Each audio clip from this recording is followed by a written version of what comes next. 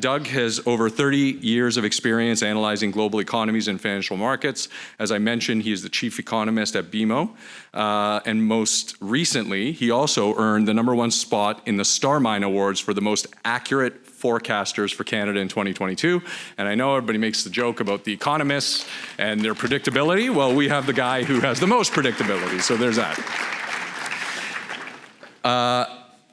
And probably appropriately, Doug began his career at the Bank of Canada, and he's also a member of the CD Howe's Monetary Policy Council, and he has been since 2008. So I couldn't think of a more appropriate person, given the circumstances, than Doug Porter. So welcome.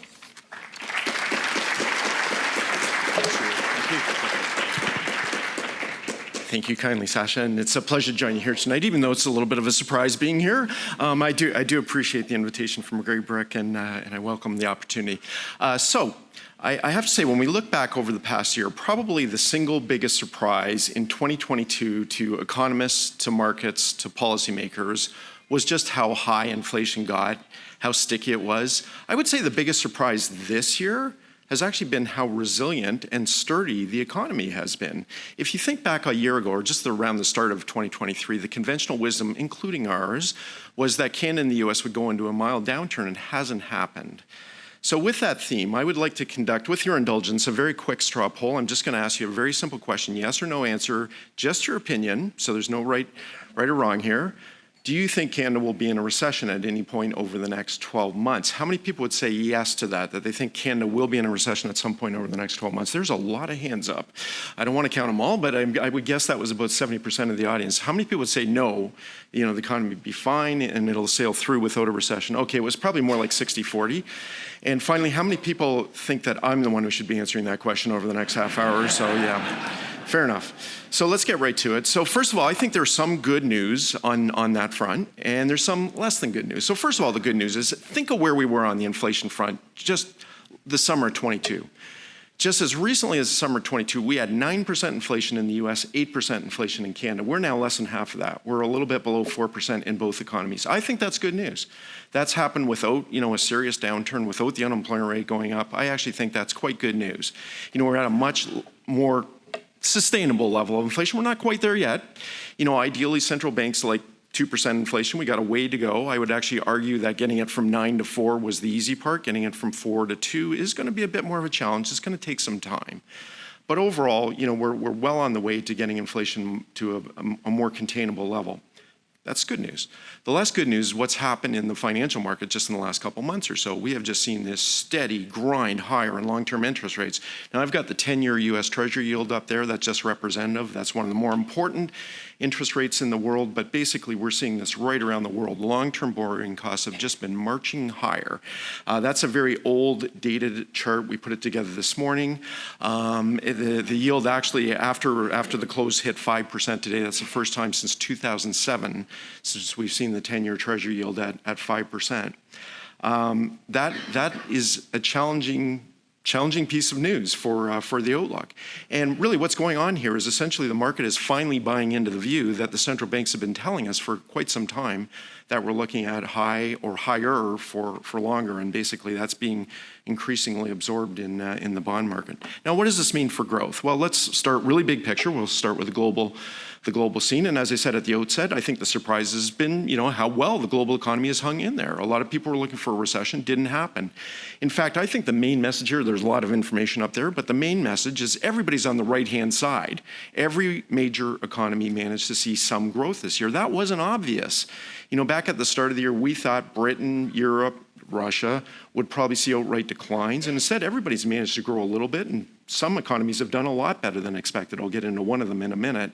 There's been a lot of headlines about China, how it's struggling. Even Biden at one point called out how the Chinese economy was in real trouble. Oh, yes, they're in such trouble. They're only going to grow 5% this year. That is relatively modest considering they had a reopening, but still not a bad outcome at all. So when we add them all up, you end up with overall global growth this year of just a wee bit less than 3%. A normal year for the global economy is about 3.5% growth. So yes, it's below average, But I would gauge a recession for the global economy would be when world growth is below 2%. So we're well shy of a global recession. Now, looking into next year, we do see another cooler year. We think, it's almost like the economy is trying to swim upstream here. We do see another below average year for growth, probably a bit lighter than this year, but again, shy of what I would consider to be a global recession. So that's the very big picture. Let's drill down to North America, a little closer to home. And I think one of the big positive surprises this year has been in the US. So an interesting little factoid, well, interesting for economists, is that the US economy is likely to grow faster this year than it grew last year. I can tell you not a single forecaster was calling for that. The US economy to grow faster this year than last year, even after all the interest rate hikes that we've been dealing with, the US economy actually picked up steam. How did that happen? It basically relates back to all the fiscal stimulus we've seen out of the US, the CHIPS Act, the Inflation Reduction Act, all the money that they're pouring out there basically to support domestic manufacturing is really coming home to roost this year and heavily supporting growth. Now, that's not sustainable. Effectively, they've doubled their budget deficit in the past year. They can't do that. They can't do that again next year. So we do see things slowing down. We think the interest rate hikes will bite a bit more in the U.S. economy next year. We see the U.S. economy cooling to about 1% growth next year. That's below average for them. But again, shy of a recession. We have somewhat improved our U.S. forecast over the past year. We do see somewhat better activity than we would have guessed a year ago.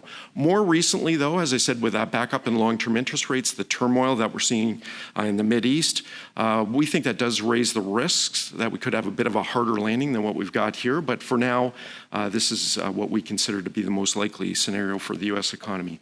A bit of a different story in Canada. We are definitely struggling more than the U.S., and that's despite the very strong population growth that we're seeing, and I'll get more into that in a moment.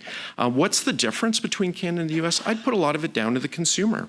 This is, our consumer is much more indebted. Its debt rolls over a lot faster than the U.S. We don't have 30-year mortgages here, so we face the music a lot faster than they do in the U.S., and it's definitely cooled the Canadian economy. We're not quite calling for a recession in Canada, but it's a close-run thing over the next year. Effectively, it's almost toggling between small negatives and small positives over the next year, and it ends up with just a little bit better than 1% growth this year and maybe about a 0.5% growth next year. That's definitely below average. That's a very modest outcome. Not quite rising to the level of what people would call a recession, but it will be a bit of a challenge for the Canadian economy.